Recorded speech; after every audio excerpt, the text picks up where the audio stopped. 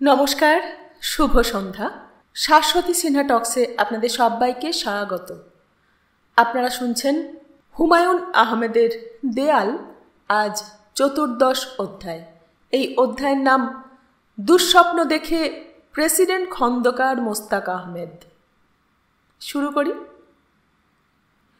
দুঃস্বপ্ন দেখে প্রেসিডেন্ট খন্দকার মোস্তাক আহমেদের ঘুম ভাঙল। ভয়ে এবং উত্তেজনায় তার হাঁপানির মতো হয়ে গেল। অনেকক্ষণ ধরে বড় বড় নিঃশ্বাস নিয়ে নিজেকে ধাতস্থ করার চেষ্টা করলেন। নিজেকে সামলানো যাচ্ছে না। তার হাত পার্কিনসন্স রোগীর মতো কাঁপছে। পিপাসায় বুক শুকিয়ে কাঠ। তার স্বপ্ন কিন্তু খুব ভয়ঙ্কর ছিল না। স্বপ্নটা বর্তমান পরিস্থিতিতে স্বাভাবিক, আতঙ্কে অস্থির হওয়ার মতো কিছু না। তিনি দেখেছেন তার আগামসি লেনের বাড়ির ছাদে তিনি বসে আছেন। তার সামনে এক গাদা কবুতর। তিনি কবুতরকে চাল খাওয়াচ্ছেন। হঠাৎ চিলে কোঠার দরজায় প্রচণ্ড শব্দ হতে লাগল। শব্দে সব কবুতর উড়ে গেল। তিনি তাকিয়ে দেখেন ছাদের দরজা এবং দেয়াল ভেঙে প্রকাণ্ড এক ট্যাঙ্ক ঢুকেছে। স্বপ্নে ছাদে ট্যাঙ্ক আসা খুবই স্বাভাবিক মনে হলো। ট্যাঙ্কের ভেতর কর্নেল ফারুক বসে আছেন। ফারুকের চোখে কালো চশমা, গায়ে কিছু নেই, খালি গা। স্বপ্নে এই বিষয়টাও মোটেই অস্বাভাবিক মনে হলো না। কর্নেল ফারুক বললেন, কবুতরগুলি খুবই যন্ত্রণা করছে, দিনরাত বাকবাকুম ডাক, আমি কবুতর মারতে এসেছি। মোস্তাক বললেন, উত্তম কাজ করেছেন, সব কবুতর মেরে ফেলা উচিত। কাকগুলি থাকুক, এরা ময়লা খেয়ে আবর্জনা পরিষ্কার করে। কবুতর কোনো কাজের পাখি না। ছাদে আবারও ঘর ঘর শব্দ।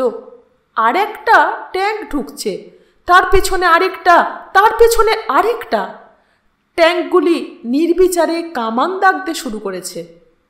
খন্দকার মোস্তাক যখন ট্যাঙ্কের স্বপ্ন দেখছেন, তখন কাকতালীয়ভাবে মেজর ফারুক সোহরাওয়ার্দী উদ্যান থেকে 8টা ট্যাঙ্ক এনে বঙ্গভবনের চারদিকে বসাচ্ছিলেন। বঙ্গভবনে আগেই 8টা ট্যাঙ্ক ছিল, এখন হলো 16টা। বঙ্গভবন পুরোপুরি সুরক্ষিত। 16টা ট্যাঙ্ক ডিঙিয়ে কেউ এখানে ঢুকবে না, সে যত বড় বীরপুরুষই হোক। ফারুক আতঙ্কে অস্থির হয়েছিলেন, কারণ ব্রিগেডিয়ার খালেদ মোশাররফের ভাবভঙ্গি মোটেই তার ভালো মনে হচ্ছিল না। তার সঙ্গে যুক্ত হয়েছেন কর্নেল সাফাত জামিল। বগুড়া ক্যান্টনমেন্ট থেকেও ট্রপস মুভমেন্ট শুরু হয়েছে। খালেদ মোশাররফের ঘনিষ্ঠ বন্ধু কর্নেল হুদাও যুক্ত হয়েছেন। কর্নেল হুদার ভাবভঙ্গিও ভালো না। রংপুর ক্যান্টনমেন্ট থেকে 10 এবং 15 ইস্ট বেঙ্গল রেজিমেন্ট আসছে। এরা মুক্তিযুদ্ধের সময় খালেদ মোশাররফের সঙ্গে যুদ্ধ করেছে। কোনো কারণে যদি খালেদ মোশাররফ বঙ্গভবন আক্রমণ করেন, তাহলে ভরসা ট্যাঙ্ক বহর। ফারুকের আতঙ্কগ্রস্ত হওয়ার আরেকটি কারণ আন্ধা হাফেজ। আন্ধা হাফেজ খবর পাঠিয়েছেন, ফারুকের বাহিনী 15ই আগস্টে বাড়াবাড়ি করেছে, তার ফল অশুভ হয়েছে। ফারুকের উচিত জীবন বাঁচানোর জন্যে দেশ ছেড়ে পালিয়ে যাওয়া এবং কোনো দিন দেশে ফিরে না আসা। নভেম্বরের 2 তারিখ ভোরে ফারুক ব্যাকুল হয়ে টেলিফোন করলেন কর্নেল ওসমানীকে। তিনি যেন খালেদ মোশাররফের সঙ্গে কথা বলে একটা সমঝোতায় আসেন। এখন মোটামুটি পরিষ্কার, খালেদ মোশাররফ কিছু ঘটাতে যাচ্ছেন। সেনা কর্মকর্তারা সবাই কোনো না কোনো সময়ে বঙ্গভবনে এসেছেন, চা পানি খেয়েছেন। মেজর ফারুক, মেজর রশিদ ও মেজর ডালিমের সঙ্গে গল্পগুজব করেছেন। একমাত্র ব্যতিক্রম খালেদ মোশাররফ, তিনি কখনো আসেননি। কর্নেল ওসমানীর সঙ্গে খালেদ মোশাররফের সংক্ষিপ্ত টেলিফোন কথোপকথন। ওসমানী, খালেদ, এইসব কি হচ্ছে? খালেদ, কিছুই হচ্ছে না স্যার, আপনি ট্যাঙ্কগুলিকে ঘরে যাওয়ার নির্দেশ দিন। ওসমানী, আমি বঙ্গভবনে যাচ্ছি, তুমিও আসো, আমরা কথা বলি। মেজর রশিদ তোমার সঙ্গে কথা বলতে চাচ্ছে। খালেদ মোশাররফ, আমার সঙ্গে কি কথা? খুনি মেজররা যারা দেশ শাসন করছে তাদের সঙ্গে আমার কোনো কথা নেই। ওসমানী, বঙ্গভবনে জোর গুজব জিয়াকে হত্যা করা হয়েছে। তুমি কি জিয়াকে হত্যা করেছ? খালেদ মোশাররফ, আমি রক্তপাতে বিশ্বাস করি না। জিয়াকে আটক করা হয়েছে, হত্যা করা হয়নি। তবে বঙ্গভবনে ঢুকে একজনকে আমার হত্যা করার ইচ্ছা আছে। আপনি কি তার নাম শুনতে চান? তিনি প্রেসিডেন্ট খন্দকার মোস্তাক, শ্বেত সর্প। ওসমানী, কোনো হঠকারী সিদ্ধান্ত নিতে যাবে না। এই পর্যায়ে টেলিফোনের লাইন কেটে গেল। বঙ্গভবনে প্রেসিডেন্ট সাহেব জোহরের নামাজ শেষ করে চোখ বন্ধ করে জায়নামাজে বসে আছেন। তিনি দরুদে তুনাজ্জিনা পাঠ করছেন। মানব জীবনের যাবতীয় বিপদ আপদ থেকে মুক্তি লাভের জন্য এই দোয়ার শক্তি সর্বজন স্বীকৃত। মোস্তাক সাহেবের একাগ্র মনোযোগ ব্যাহত হল। মেজর রশিদের গলা, আপনি দেখি বঙ্গভবনকে মসজিদ বানিয়ে ফেলেছেন। সারাক্ষণ নামাজ কালাম পড়লে রাষ্ট্রকার্য পরিচালনা করবেন কিভাবে? মোস্তাকের মুখে চলে এসেছিল বলবেন, রাষ্ট্রকার্য পরিচালনার জন্যে তো আপনারাই আছেন। তিনি শেষ মুহূর্তে নিজেকে সামলালেন। সবসময় সব কথা বলা যায় না। আপনার নামাজ কি শেষ হয়েছে? আমি জরুরি কাজ নিয়ে এসেছি। জরুরি কাজটা কি? আপনাকে দুশ্চিন্তামুক্ত করা। খন্দকার মোস্তাক বললেন, আমার কিসের দুশ্চিন্তা? আমি কাউকে খুন করে ক্ষমতায় আসিনি। আমাকে জোর করে ক্ষমতায় বসানো হয়েছে। মেজর রশিদ কড়া গলায় বললেন, বুরবাকের মতো কথা বলবেন না। আপনি ক্ষমতায় বসার জন্যে জিভ বের করে বসেছিলেন। খন্দকার মোস্তাক বললেন, সাহসের প্রয়োজন নাই। কি বলতে চান বলুন।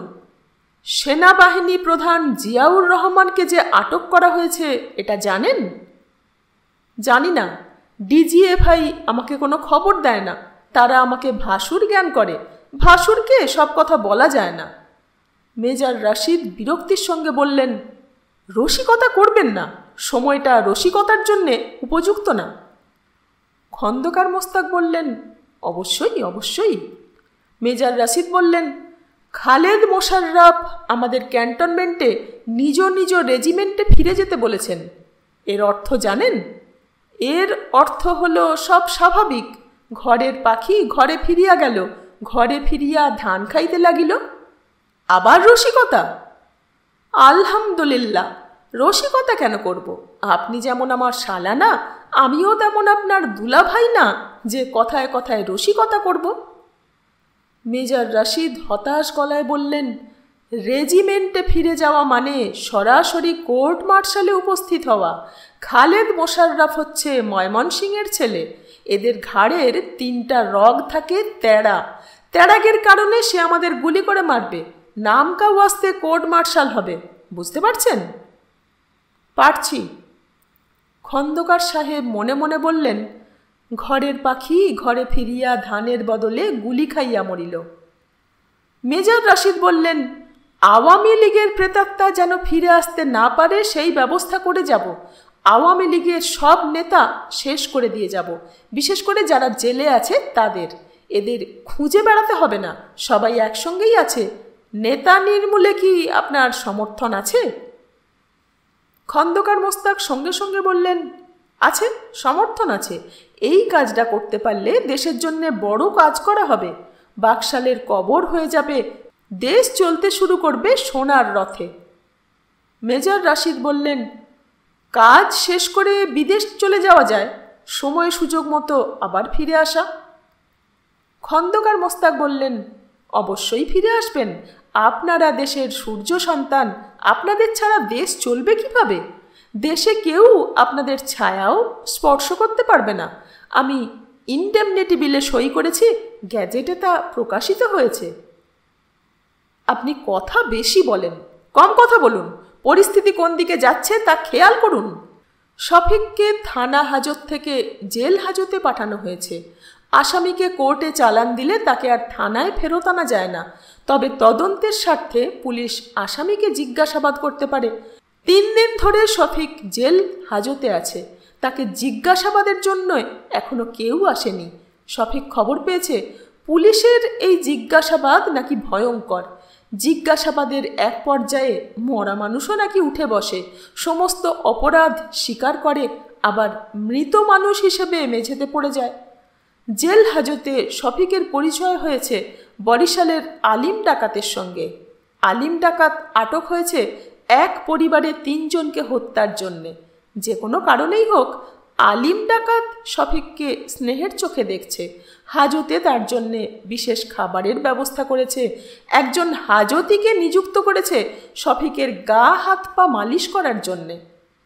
শফিক বলেছিল গা হাত পা মালিশের কোনো প্রয়োজন নেই। আলিম ডাকাত বলল, প্রয়োজন অবশ্যই আছে। পুলিশের মারের সময় যেন ব্যথা বেদনা কম হয়, এই জন্যেই শরীর তৈরি করা।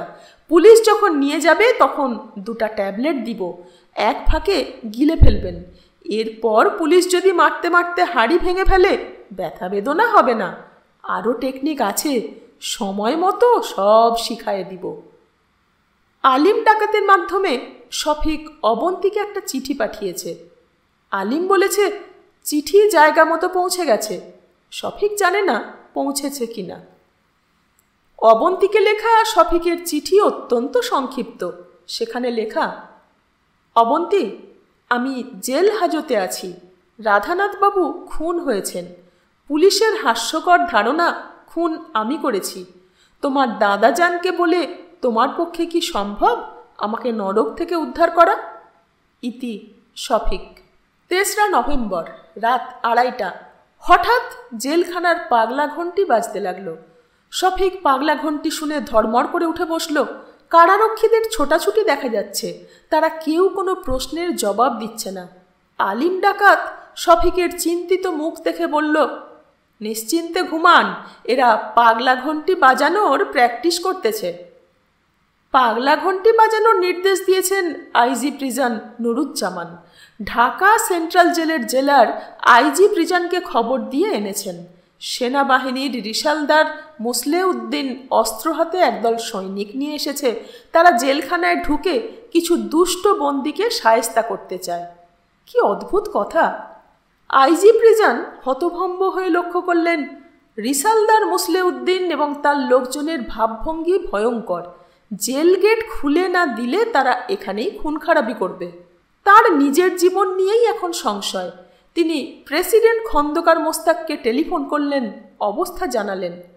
প্রেসিডেন্ট মোস্তাক নির্বিকার গলায় বললেন, যারা ঢুকতে চাচ্ছে তাদের ঢুকতে দিন। নুরুজ্জামান বললেন, স্যার আপনি কি বলছেন? খন্দকার মোস্তাক ধমক দিয়ে বললেন, আমি কি বলেছি আপনি শুনেছেন? আপনি কানে ঠসা না। স্যার জেল গেট খুলে দিতে বলছেন? মোস্তাক জবাব না দিয়ে টেলিফোন লাইন কেটে দিলেন।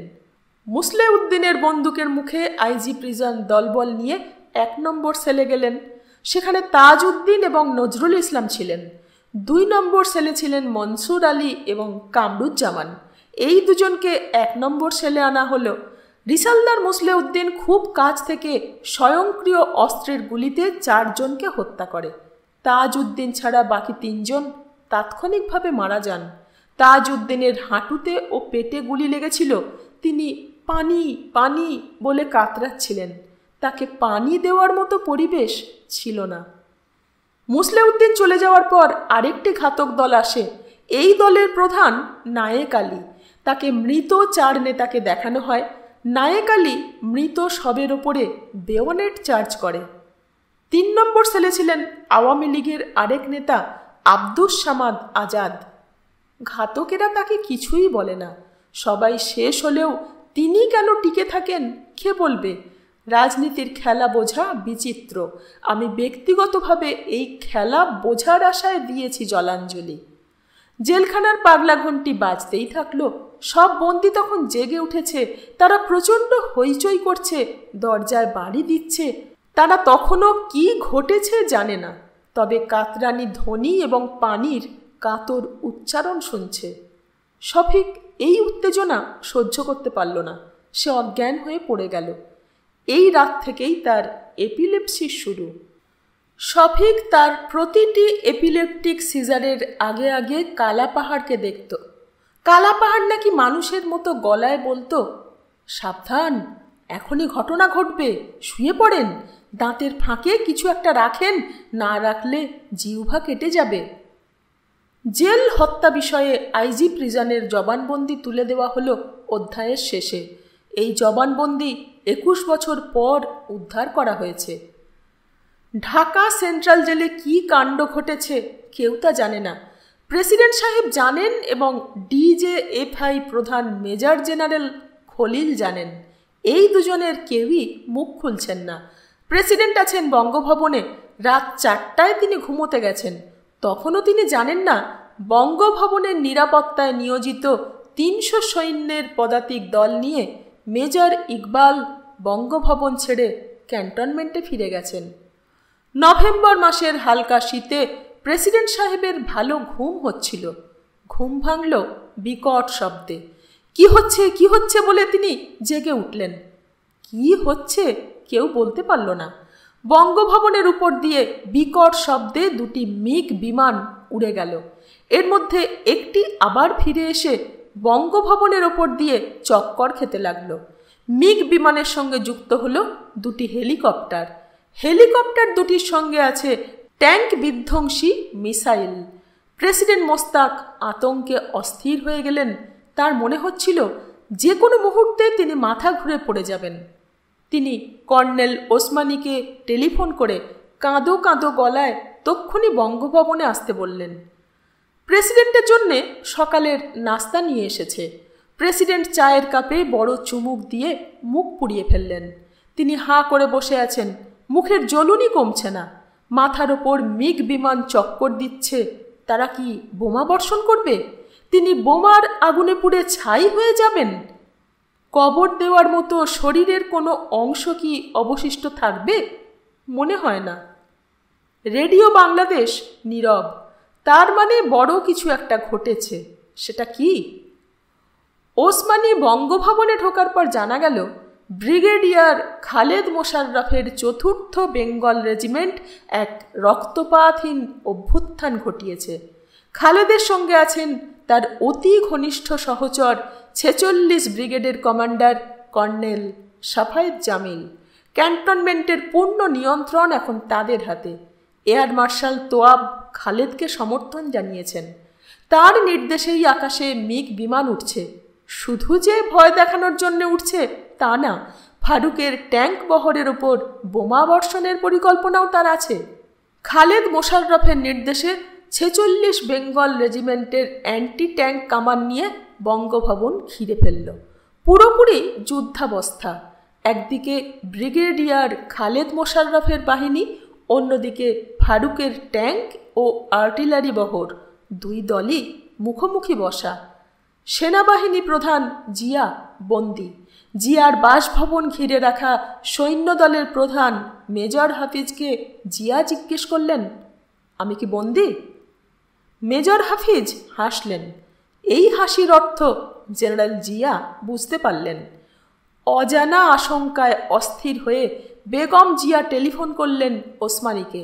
তার একটাই অনুরোধ, জিয়াকে যেন নিরাপত্তা দেওয়া হয়। বঙ্গভবনের প্রেসিডেন্টের কাছে খালেদ মোশাররফ 3টে দাবি পাঠিয়েছেন। দাবিগুলি হচ্ছে: 1. সমস্ত ট্যাঙ্ক ও কামান ক্যান্টনমেন্টে ফেরত আসবে, শহরে কিছুই থাকবে না। 2.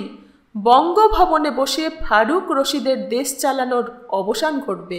তাদের ক্যান্টনমেন্টে ফিরে চেইন অব কমান্ড মানতে হবে। 3. জিয়া চিফ অব স্টাফ থাকতে পারবেন না। মেজর ফারুক, মেজর রশিদ, ওসমানী এবং প্রেসিডেন্ট রুদ্ধদ্বার বৈঠকে বসেছেন। খালেদ মোশাররফের 3 দাবি নিয়ে আলোচনা চলছে। ফারুক বললেন, আমি আমার ট্যাঙ্ক ও আর্টিলারি নিয়ে যুদ্ধ করব, ক্যান্টনমেন্টে আমার ফিরে যাওয়ার প্রশ্নই ওঠে না। প্রেসিডেন্ট বললেন, যুদ্ধ করলে ব্যাঙা হয়ে যাবেন। ফারুক চোখ মুখ লাল করে বললেন, ব্যাঙা হয়ে যাব মানে কি? ওপর থেকে যখন বোমা পড়বে তখন ব্যাঙের মতো চ্যাপ্টা হয়ে যাবেন, একে বলে ব্যাঙা হয়ে যাওয়া। ফারুক বললেন, জটিল সময়ে আপনার 3য় শ্রেণীর রসিকতা আমার খুবই অপছন্দ। প্রেসিডেন্ট বললেন, রসিকতা বাদ, এখন একটা প্রস্তাব দেই। আপনাদের দেশের বাইরে পাঠানোর ব্যবস্থা করি। আমার প্রস্তাব নিয়ে ঠান্ডা মাথায় চিন্তা করুন, মাথা গরম করবেন না। আপনারা দেশত্যাগ করবেন, আমিও দেশত্যাগ করব। কর্নেল ওসমানীয় অবাক হয়ে বললেন, দেশত্যাগ করে আপনি কোথায় যাবেন? প্রেসিডেন্ট বললেন, আমি বঙ্গভবন ছেড়ে আগাম সিলেনের নিজ বাড়িতে চলে যাব। এটাই আমার জন্য দেশত্যাগ। খালেদ মোশাররফ বিকাল ৩টায় জেল হত্যার খবর পেলেন।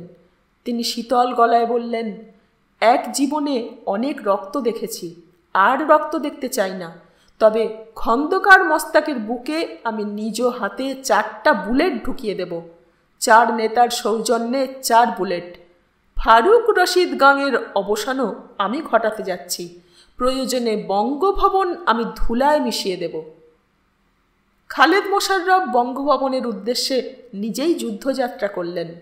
তখন সময় সন্ধ্যা 7টা। একটু আগেই মাগরেবের আজান হয়েছে। একই সময়ে তেজগাঁ বিমানবন্দরে একটা বিমান ব্যাংককের উদ্দেশ্যে ছেড়ে যাওয়ার জন্যে অপেক্ষা করছিল। বিমানে আছেন মেজর ফারুক এবং মেজর রশিদ সহ 17 জন সেনা কর্মকর্তা এবং তাদের স্ত্রী, পুত্র, কন্যা। মহিলাদের অনেককেই নীরবে অশ্রুবর্ষণ করতে দেখা গেল। ব্রিগেডিয়ার খালেদ মোশাররফের বঙ্গভবনের গেট দিয়ে ঢোকার মুহূর্তে তেজগাঁ বিমানবন্দর থেকে বিশেষ বিমান ব্যাংককের উদ্দেশ্যে দেশ ছাড়ল। আইজি প্রিজন নুরুজ্জামানের জেল হত্যা রিপোর্ট। 1975-এর 3রা নভেম্বর ভোর 3টায় আমি বঙ্গভবন থেকে মেজর রশিদের একটা ফোন পাই। তিনি আমার কাছে জানতে চান, ঢাকা সেন্ট্রাল জেলে কোনো সমস্যা আছে নাকি। আমি জানালাম, ঠিক এই মুহূর্তের অবস্থা আমার জানা নেই। এরপর তিনি আমাকে জানালেন, কয়েকজন বন্দীকে জোর করে নিয়ে যেতে কিছু সেনা সদস্য জেল গেটে যেতে পারে। আমি যেন জেল গার্ডদের সতর্ক করে দিই।